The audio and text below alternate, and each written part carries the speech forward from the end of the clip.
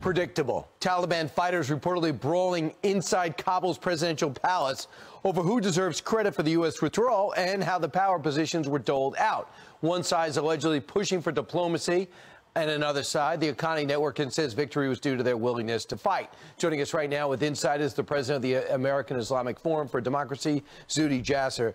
Zuhdi, evidently it was so bad they thought the vice president was killed. He had to go on proof of life and go on television. Is this predictable?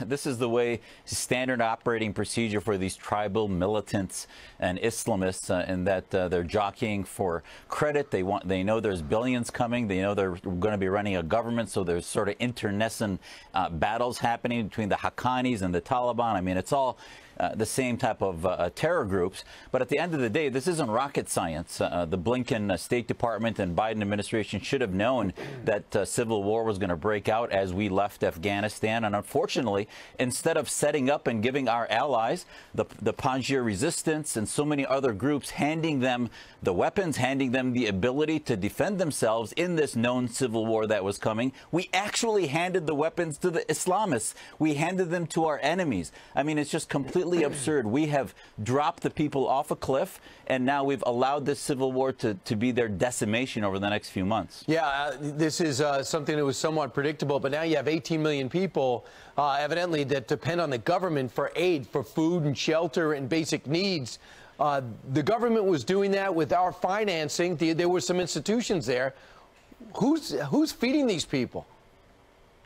I mean, this is exactly the problem, is that we supposedly, Brian, wanted to save money by leaving and getting our troops out from the quote-unquote endless war. Okay, fine. I agree. We need to get out. But now what we're doing is turning around and handing billions through the UN to now the Taliban government. So we're not saving money. And by the way, now we're letting the government be run by the Taliban. So the money won't go to help the people. Like in Syria and elsewhere, it's going to end up helping dictators, helping our enemies, helping the likes of Iran and other terror groups that I hope the Taliban is designated as a terror group as soon as possible. Yeah, evidently they got $1.2 billion from a world organization. We gave 2/3 of that to them, so pallets of cash. And then in turn, they turn around and says, well, we're a big country with a big heart, give us more.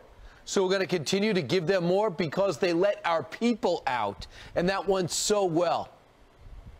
Yeah, this is the Obama-Biden now legacy.